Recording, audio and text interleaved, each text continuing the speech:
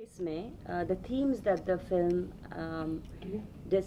film portrays, such as the importance of freedom of expression, such as the importance of religious tolerance, the importance of understanding how vulnerable women are in Indian society, all of those themes are as relevant today as they were when the film was made, and as they were 110 years ago, which is when the film is set. So it is the perfect time for the film. Randy, would you like to say what are the challenges you faced while portraying the character? I had to take off my shirt. Why are you laughing? It's a challenge.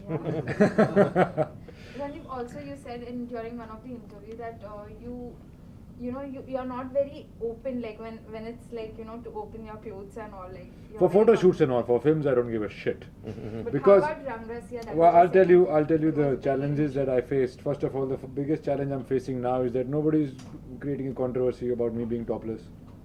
Why is that the case? Why only Nandana? I'm feeling jealous now.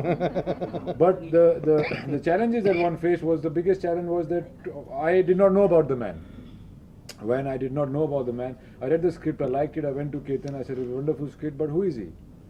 So then he told me, he opened up the book and he said, he showed me all these paintings, some of which I'd seen in calendars, and there were some, then they came to the painting of Lakshmi and Saraswati, which is in my house. I've been praying to it since a child on Diwali and things.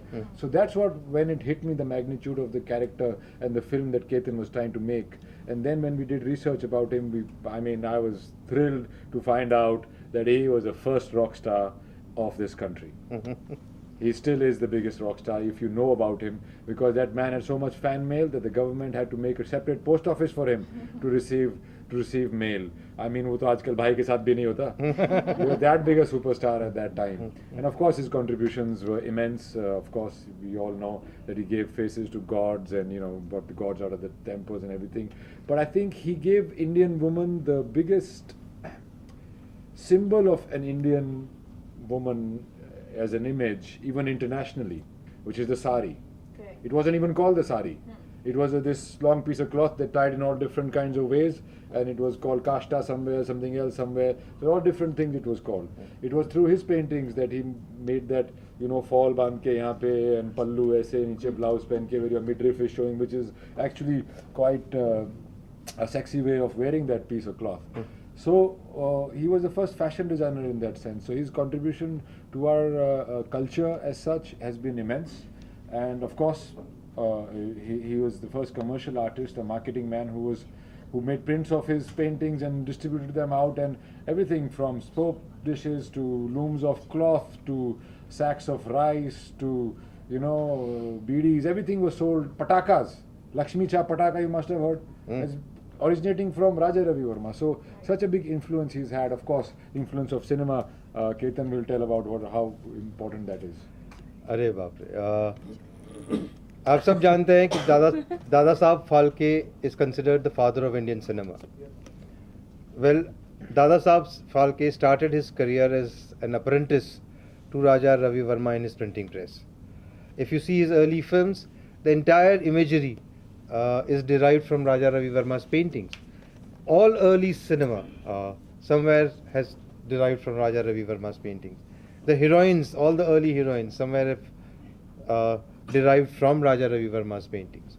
So he is one of the first pan-Indian iconography has been created by Raja Ravi Verma, and that is the amazing contribution of the man. He rediscovered our ancient culture and civilization for us.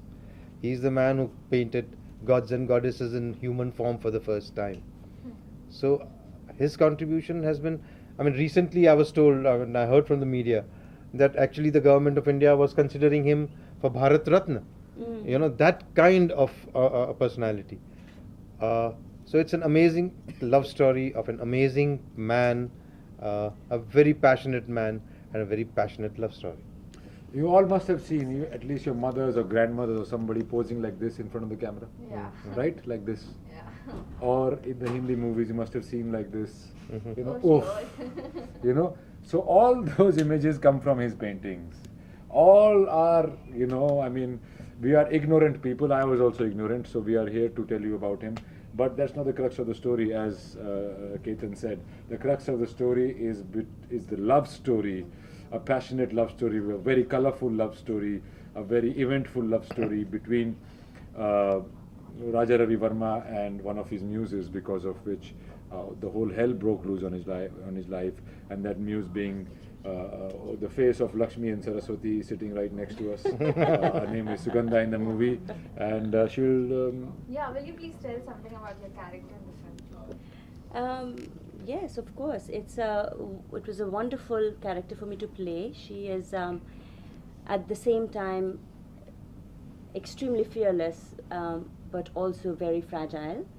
And this combination of strength and softness is what makes Sugandha such a complex and beautiful character to play.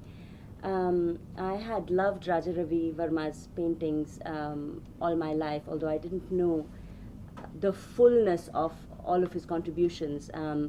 But as an artist, I'd really loved his work. And in fact, when I was in college, in my Harvard dormitory, I had a painting of Damayanti. And when Ketan came to discuss the film with me, he was stunned to see 2 life-size paintings of Raja Ravi Verma's heroines on my walls. So I had in fact been looking at the face of the character that I was going to play for as long as I've been in Bombay. The amazing thing for me to rediscover I should say, when I played this part, as Ketan said and as Randeep said, was to kind of go back to the tradition of womanhood in India.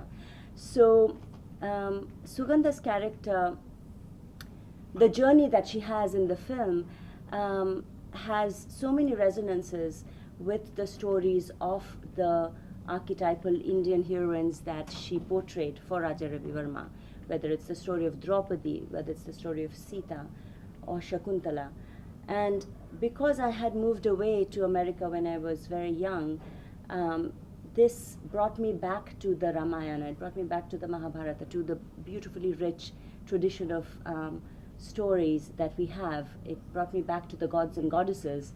And it also opened up a really wonderful world of femininity for me, because I had to go back to Raja Ravi Verma's paintings to create, to invent the body language of Sugandha.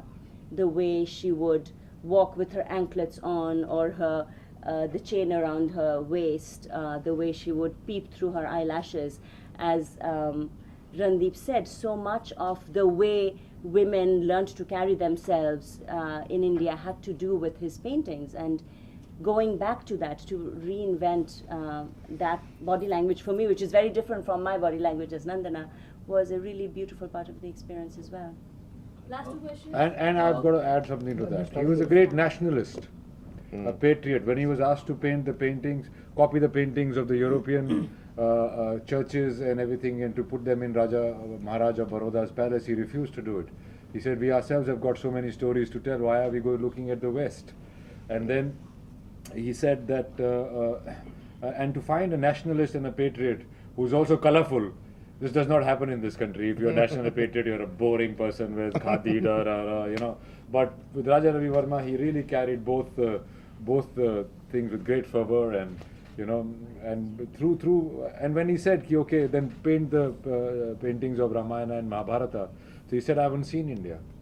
So he actually went on a tour, which we take you in the movie, all across India. We take you from Travancore to Baroda, to Banaras, to Jhansi, to Khajuraho, to Jaisalmer, to all these places. And so it is like seeing India of that time in a beautiful big canvas with great music, great love story, and that is Rangrasya for you. It's not just Raja Ravi Verma, it is the world he created.